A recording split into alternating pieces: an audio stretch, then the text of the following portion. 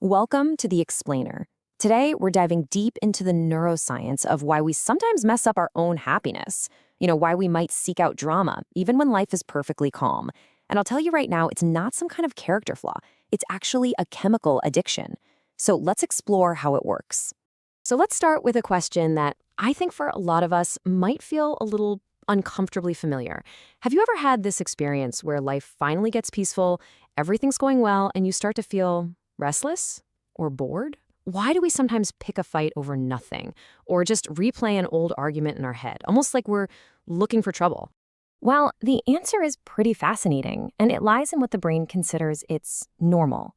See, if you've spent a lot of time living with chaos or high stress, your brain gets so used to that flood of stress chemicals that it forgets what quiet even feels like. So when things finally calm down, it doesn't register as peace. It registers as something being wrong. Stress has literally become its comfort zone. To really get what's going on, we've got to look under the hood. We need to check out the key chemicals and the brain structures that actually create and, more importantly, perpetuate this cycle. And this is where it gets really interesting. Okay, first up, meet your amygdala.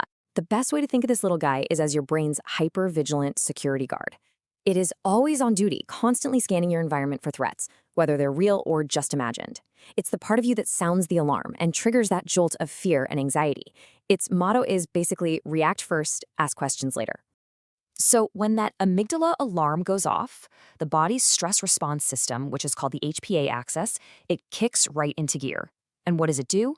It releases cortisol. This is the big one, the primary stress hormone that floods your system. It's what puts you on high alert and fuels that classic fight or flight response. It's the reason your heart starts pounding and your senses suddenly feel sharp as a tack. And this brings us to a really common misunderstanding, and it's about the role of dopamine. We always hear it called the happiness molecule, right? Well, that's actually a myth. Modern neuroscience shows us it's much more accurate to call it the motivation molecule. It's not about the pleasure of having something. It's about that intense, undeniable drive to go get it. It's the wanting, not the liking. So here's the crucial link. This is where it all clicks together. Your brain's reward system can get totally hijacked. That powerful dopamine-driven wanting circuit can latch onto the intense chemical rush of a stress response. Your brain learns that creating drama or replaying a negative memory reliably produces this jolt of chemical intensity, and it begins to crave that state, just like it would crave any other drug.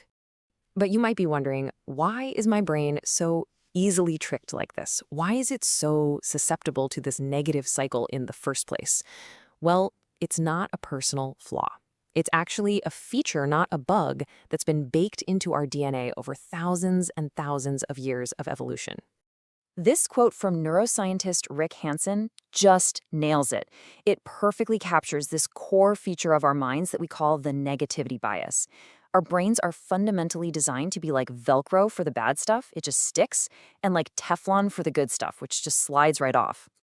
And if you think about it from an evolutionary standpoint, this makes total sense. I mean, if our ancient ancestors missed seeing a bush full of ripe berries, oh well, they'd probably find another one tomorrow.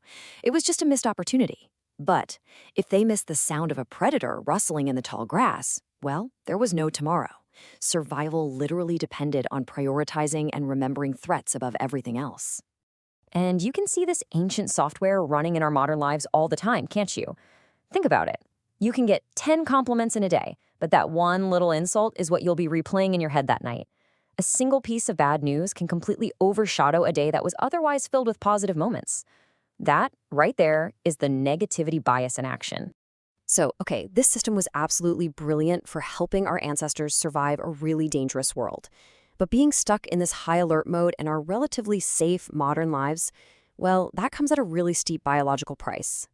Now, it is important to say that not all stress is bad. In short, sharp bursts, that cortisol rush can actually be a good thing.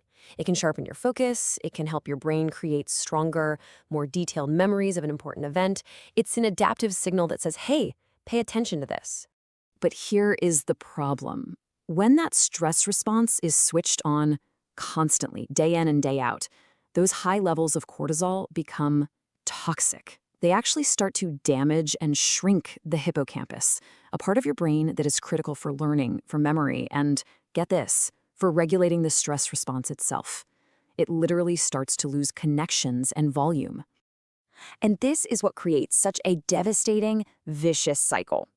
As chronic stress damages the hippocampus, the brain's ability to turn off the cortisol faucet gets weaker and weaker. It can no longer give the proper signal to shut things down. So what happens? Cortisol levels stay high, which causes even more damage to the hippocampus, which further weakens the off switch. It just goes round and round. But, and this is a really big but, here is the amazing news. Our brains are not fixed. They are incredibly adaptable. Through a process called neuroplasticity, we can consciously and intentionally build new, healthier neural pathways. So let's look at exactly how we can do that. All right, here are 3 simple but really powerful steps. And these are all grounded in solid neuroscience. They can help you calm your brain's stress response and start to retrain its focus away from the negative and towards the good. Now, this first step might seem way too simple, but its effect is profound. Neuroimaging studies, so pictures of the brain in action, show that the simple act of putting a name to what you're feeling, just saying, I am feeling anxious or I am feeling angry, it activates your rational thinking prefrontal cortex. And in doing that, it immediately reduces activity in your emotional reactive amygdala. You're basically turning the volume down on the alarm bell. So let's end with one small, actionable step you can take right now, this very second.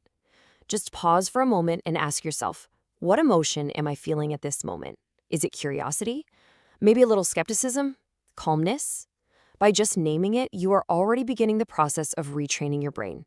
So the only real question is, what will you choose to focus on next?